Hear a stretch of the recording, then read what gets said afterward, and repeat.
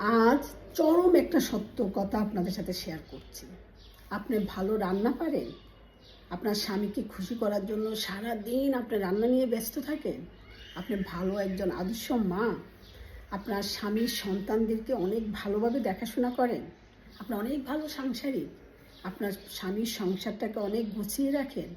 তাতে কিচ্ছু যায় আসে না আপনার স্বামী, কিচ্ছু যায় আসে না। এই আপুটাকে দেখে প্রমাণ বোঝা যায়। এই আপুর আজকের এই চেহারাটা নিয়ে আমাদের সমাজে কিছু লোক টল করতেছে, খারাপ মন্তব্য করতেছে। এই চেহারার জন্য তার স্বামী পরকীয়া করছে, অন্য নারীর আসক্ত হয়ে গেছে।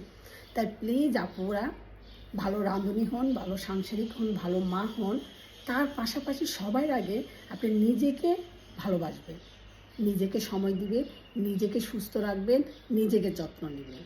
না হয় আমাদের সমাজে এক শ্রেণীর স্বামীরা আছে আপনার এইগুলোর কোনো মূল্যই দিতে জানে না।